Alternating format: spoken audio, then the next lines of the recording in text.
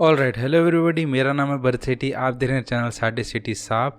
And आज मैं थोड़ा फाइनेंस के बारे में बात करने वाला हूँ। आई नो थोड़ा सा मेरा जो है फोटे अलग है, लेकिन मैं फाइनेंस की इसलिए बात करूँ क्योंकि बिटकॉइंस, क्रिप्टो करेंसी, एनएफटीज बहुत ज़्यादा कन्फ्यूजन है। ये जो कॉन्सेप्ट ऑफ मनी है, जो पैसा है, जो पैसे की मैनेजमेंट है, वो हमें स्कूल में नहीं सिखाई जाती। लेकिन मैनेजमेंट ऑफ मनी या फिर जो नॉलेज है मनी की, वो मुझे लगता है हर एक इंसान को होनी चाहिए, क्योंकि असल ज़िंदगी में पैसे ही ऑलमोस्ट काफ़ी चीज़ों को रन करती है। यानी कि मनी इज़ इम्पॉर्टेंट। एंड मेरे कुछ दोस्त ने कहा था कि यार ये कॉन्सेप्ट बड़ा कॉम्प्लिकेटेड है, कोई ईजी लैंग्वेज में नहीं समझाता। एंड मैंने भी देखा कि बहुत सारे यूट्यूबर्स बड़े बड़े धुरंधर हैं मेरे से, काफ़ी ज़्यादा नॉलेजेबल लोग हैं यूट्यूब पे जो काफ़ी अच्छे से समझा सकते हैं, लेकिन किसी लेमन लैंग्वेज को उनकी बात समझ नहीं आती है। एक बंदा कन्फ्यूज हो जाता है। एक अच्छे कॉमर्स बैकग्राउंड वाले बंदे को तो समझ आ जाएगी, लेकिन नॉर्मल जैसे लोग हैं, जैसे आप लोग हैं जो इतना ज़्यादा कॉमर्स साइड से नहीं एक्सपोज हैं, तो नॉर्मल बंदे को उनकी बातें समझ नहीं आती। इसलिए मैं ये वीडियो बना रहा हूँ ताकि आपको कोई कन्फ्यूजन ना रहे। एंड कोई इतना रॉकेट साइंस नहीं है, इसलिए मैं बहुत ही सिंपल लैंग्वेज में आपको ये जो एनएफटीज़ क्या होते हैं, बिटकॉइंस क्या होते हैं, क्रिप्टो करेंसी क्या होता है, इन सब को मैं ईजी लैंग्वेज में समझाने वाला हूँ। तो ये सब जो टॉपिक है इन्वेस्टमेंट का, समझने से पहले हमें समझना पड़ेगा कि एवोल्यूशन ऑफ मनी क्या चीज़ है। पुराने ज़माने में क्या होता था, आपके पास गेहूँ है, मेरे पास चावल है। मेरे पास चावल है लेकिन मुझे गेहूँ खाने का मन है। आपके पास गेहूँ है लेकिन आपको चावल खाने का मन है। मेरे पास 10 किलो चावल है, 1 किलो चावल तू ले ले, 1 किलो गेहूँ मुझे दे दे। बेसिकली मतलब मैं कमोडिटी से कमोडिटी एक्सचेंज करता था। तो इसे कहते हैं बार्टर सिस्टम। लेकिन इसमें दिक्कत क्या हो जाती, अब मुझे घोड़ा ख़रीदना है ना।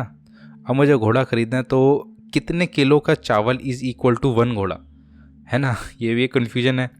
अब वो बोले कि 20 किलो चावल चाहिए, मेरे पास तो 10 किलो चावल हैं, मैं एक्सचेंज नहीं कर पाऊँगा। मैं क्या बोलूँ अब कि आधा घोड़ा दे दे, ऐसा तो नहीं हो सकता ना।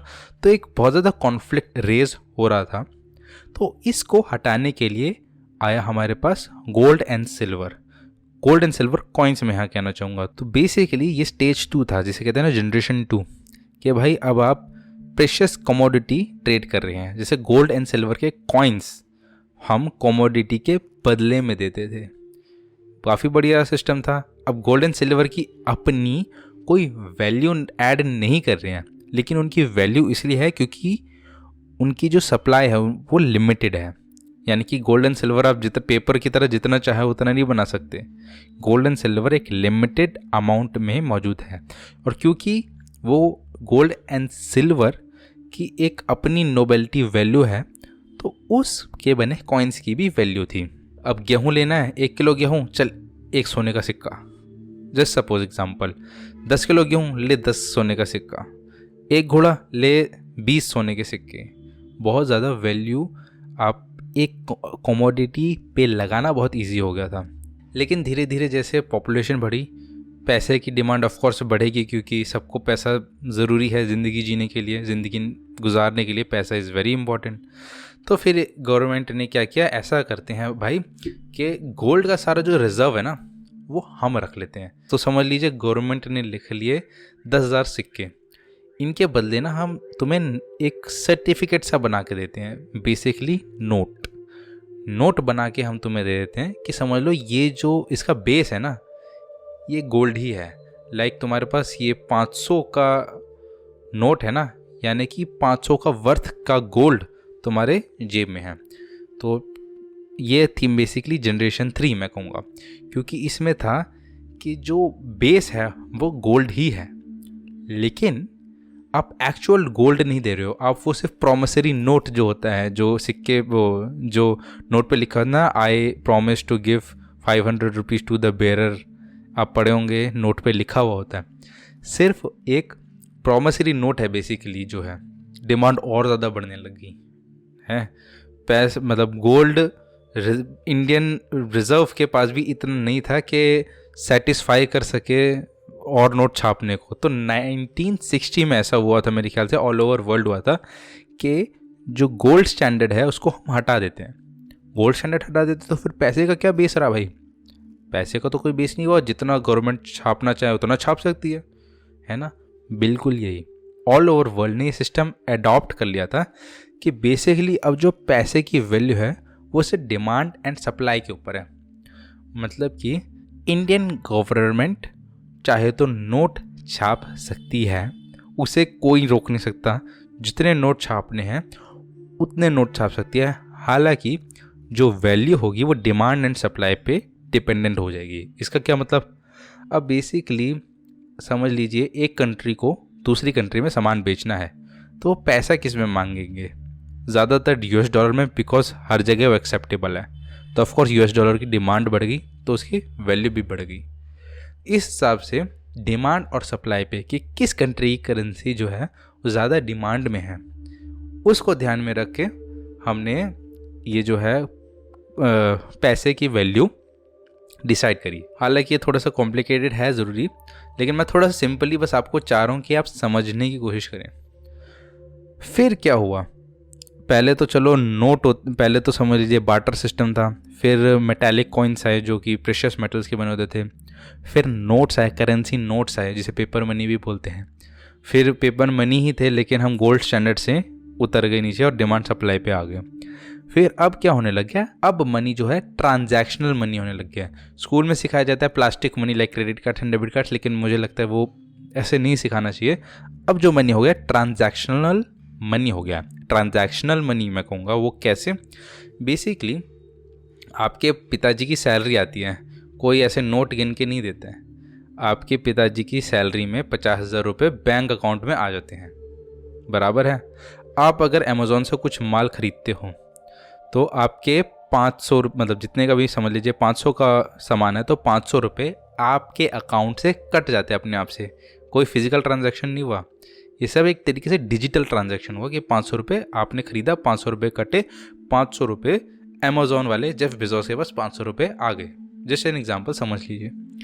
तो बेसिकली अब क्या हो रहा है कि अब जो है मनी एकदम डिजिटली अवेलेबल है, डिजिटली, फिजिकली अवेलेबल नहीं, डिजिटली है। लेकिन अब डिजिटली तो मैं भाई 10,000 रुपये पैदा कर लूँ डिजिटली, ऐसा नहीं हो सकता। पैसा एक जगह से कट रहा है तो दूसरी जगह से बढ़ेगा, है ना, सिंपल सी बात है। तो अब जो हमारा एरा चल रहा है वो एक तरीके से डिजिटल ट्रांजैक्शंस पे चल रहा है। लाइक पैसा है लेकिन फिजिकल फॉर्म में अवेलेबल नहीं है, वो डिजिटल फॉर्म में अवेलेबल है। पैसा कहीं से कट रहा है तो ही कहीं पे बढ़ रहा है, इसे कहते हैं हम डिजिटल मनी, ट्रांजैक्शनल मनी, मेरे वर्डिंग के हिसाब से। ये जो सारे मैंने चीज़ें बताई ये सेंट्रली गवर्न थे। लाइक सिक्के कौन बना सकता था, सिर्फ और सिर्फ जो गवर्नमेंट है। नोट कौन छाप सकता है, सिर्फ और सिर्फ गवर्नमेंट है। ट्रांजैक्शनल मनी कैसे जनरेट हो सकती है, क्योंकि नोट इंडियन गवर्नमेंट छाप रही है एंड अगर आपको बैंक में पैसे जमा कराना है तो आप नोट दोगे तो ट्रांजैक्शनल मनी आएगी ना। फिर वो जो नोट हैं वो आरबीआई के पास जाते हैं या फिर जो भी बैक हैंड सिस्टम है। तो बेसिकली ट्रांजैक्शनल मनी भी जो होता है या फिर जिसे कहते हैं डिजिटल मनी भी, वो भी गवर्नमेंट के कंट्रोल में है। लेकिन अब क्या होने लगा है कि लोग कहते हैं ठीक है ये तो गवर्नमेंट का पैसा है, गवर्नमेंट का मनी है, गवर्नमेंट क्रिएटेड मनी है, अगर मैं अपना पैसा खुद बनाऊँ तो ये कोई नया कॉन्सेप्ट नहीं है। पहले आप देखते होंगे आपके पास डोमिनोज के कूपन्स आते थे, 30% ऑफ, 40% ऑफ, 50% और ऐसे कूपन आते थे। आपको अगर पता होगा, अगर आप थोड़ा मतलब कम से कम 20-25 साल की उम्र है तो आपको पता होगा कि ऐसे कूपन्स आते थे, पेपर्स में आते थे पहले। तो उसमें क्या रहता था कि अच्छा जी 5,000 का बिल बना लो, 50% डिस्काउंट का कूपन है, 2,500 देने पड़ेंगे। तो बेसिकली वो जो 2,500 है वो क्या है, वो एक ऑल्टरनेट मनी है जो कि डोमिनोज ने बनाया था अपने पिज़्ज़ा पे डिस्काउंट के लिए।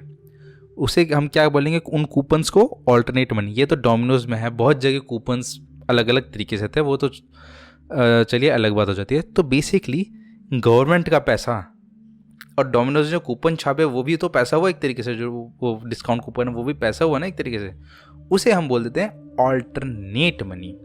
तो हमारे पास ये central bank, central govern money तो है ही है, साथ में एक ऑल्टरनेट मनी भी चलता है। अब क्योंकि ज़माना आगे बढ़ चुका है, ज़माना बदल रहा है, तो अब जो ऑल्टरनेट मनी भी है ये भी डिजिटली फॉर्म में आने लग गया है। अब ये कैसे हुआ, बेसिकली समझ लेते हैं।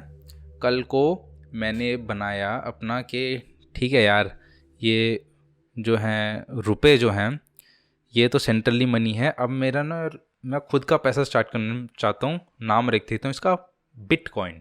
तो बेसिकली बिटकॉइन की कहानी भी कुछ ऐसी ही है। बिटकॉइन एक ऑल्टरनेट मनी की तरह है। क्रिप्टो करेंसी जो भी हैं ऑल्टरनेट मनी है, ऑल्टरनेट डिजिटल मनी, यानी कि वो सेंट्रली गवर्न नहीं है इसलिए ऑल्टरनेट हो गया, और डिजिटल इसलिए बिकॉज वो फिजिकली अवेलेबल नहीं है, वो भी एक तरीके से ट्रांजैक्शंस में ही अवेलेबल है। अब इन क्रिप्टो करेंसीज की वैल्यू कैसे डिसाइड होती है?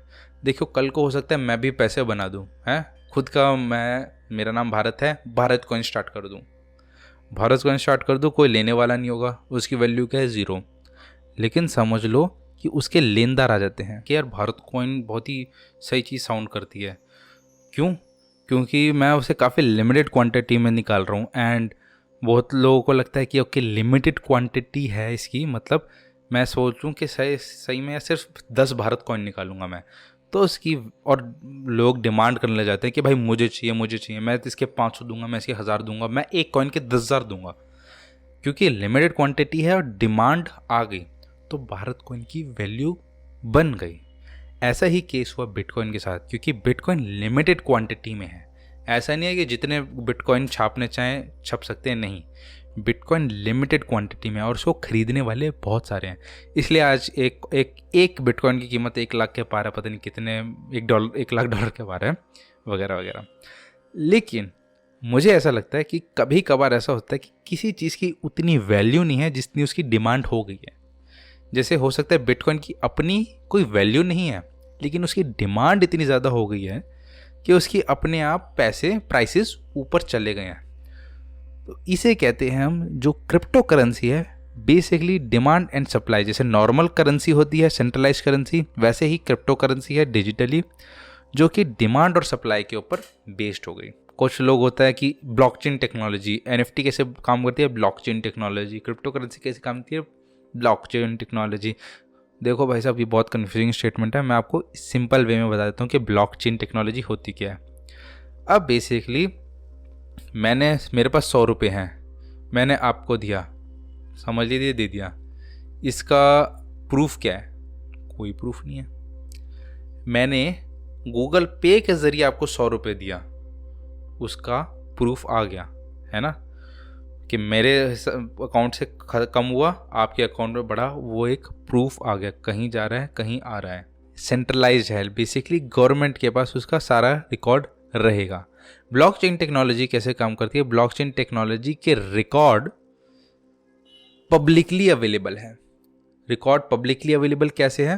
लाइक मैंने आपको 100 रुपये दिए, आपने 100 रुपये रिसीव किए, रिकॉर्ड आपके मेरे पास, मुझे मतलब एक आपको और मेरे को पता है, और गवर्नमेंट के पास उसका रिकॉर्ड है, कोई और नहीं देख सकता। लेकिन ब्लॉकचेन टेक्नोलॉजी इज़ बेसिकली कि मैंने आपको 100 रुपये दिए, आपने 100 रुपये रिसीव किए, इसका रिकॉर्ड सबके पास है, हर एक बंदे के पास है जो भी माइनिंग करता है। अब वो माइनिंग क्या होती है वो थोड़ा और कंफ्यूज हो जाएगा, लेकिन बेसिकली समझ लीजिए ब्लॉकचेन टेक्नोलॉजी के रिकॉर्ड हर एक के पास है। सेंट्रलाइज इंडियन गवर्नमेंट के पास ज़रूरी नहीं है, सिर्फ एक पार्टी इंडियन गवर्नमेंट के पास नहीं, सबके पास अवेलेबल है। तो बेसिकली NFT में अगर मैंने मोनालिसा की NFT आपको दी है, तो वो जो रिकॉर्ड है ना कि NFT के ओनर आप हैं, ये रिकॉर्ड्स हर एक के पास है, तो कोई इसमें बेसिकली चीटिंग नहीं कर सकता। क्रिप्टो करेंसी बोले तो अगर मैंने 50 बिटकॉइंस आपको दिए हैं, क्योंकि बिटकॉइन एक लिमिटेड क्वांटिटी में अवेलेबल हैं, तो वो जो बिटकॉइन है उसके ओनर आप हैं उन 50 बिटकॉइंस के। ये बात पूरी दुनिया को पता रहेगी, सिर्फ आपको और मेरे को नहीं, पूरी दुनिया को। तो बेसिकली यही है एक तरीके से ब्लॉकचेन टेक्नोलॉजी की डिसेंट्रलाइजेशन ऑफ ट्रांजैक्शन, मैं कहूँगा decentralisation of information of transaction, इसे कहते हैं ब्लॉकचेन टेक्नोलॉजी। तो होपफुली मुझे लगता है कि आपको थोड़ी बहुत क्लैरिटी मिली होगी मेरी इस वीडियो को देखने के बाद। और काफ़ी सारे लोग बोलेंगे ब्रो तू गलत बता रहा है, ऐसा नहीं होता है, एंड ऑफ कोर्स मैं एग्जैक्टली नहीं चीज़ बता रहा हूँ, मैं एक एनालॉजीज दे रहा हूँ ताकि एक नॉर्मल बंदे को समझ आए। तो होपफुली आपको मेरी एनालॉजीज के थ्रू आपको इन सारे टॉपिक में क्लैरिटी मिलेगी होगी, एंड आपको कुछ सीखने को मिला होगा। एंड अगर आप मेरा ओपिनियन चाहते हैं इन सब में, तो मैं ये कहना चाहता हूँ कि भाई क्रिप्टो करेंसी की ऑफकोर्स वैल्यू होगी, 100% होगी, लेकिन कितनी वैल्यू है ये आप पता कैसे लगा पाओगे। इसलिए मैं क्रिप्टो करेंसी में ज़्यादा इन्वेस्ट नहीं करता। और NFTs की बात करें तो NFTs की ऑफकोर्स वैल्यू है, ऑफकोर्स होगी, कि मोनालिसा की पेंटिंग एक्वायर करना वैल्यूबल है, तो उसका डिजिटल वर्जन भी एक्वायर करना भी वैल्यूबल होगा। लेकिन डिपेंड करता है कि आप कौन से NFT पे इन्वेस्ट करते हैं। बेसिकली वो NFT वैल्यूबल है या वैल्यूबल नहीं है। अब मैं इस माइक की, ये फिजिकली माइक मेरे पास अवेलेबल है ना, इसका डिजिटली ओनरशिप आपको बना दूंगा तो उसका कोई वैल्यू तो है नहीं ना। डिजिटली क्या करोगे इस माइक में, फिजिकली माइक में कुछ वैल्यू ऐड तो हो रही है, लेकिन डिजिटली आप एक्वायर करके इस माइक का क्या करोगे। तो कुछ NFTs वैल्यूबल होती हैं, कुछ NFTs वैल्यूबल नहीं होती हैं। इसमें भी थोड़ा कॉम्प्लिकेशंस आती हैं, लेकिन कम से कम आपको थोड़ी बहुत क्लैरिटी मिली होगी। वीडियो पसंद आई होगी तो लाइक ज़रूर कीजिएगा एंड सब्सक्राइब कर दीजिएगा चैनल के लिए। अगर आप चाहते हैं कि मैं ऐसी थोड़ी बहुत वीडियोस और बनाऊं तो बिल्कुल आप कमेंट सेक्शन में बता सकते हैं। Thank you very much, bye.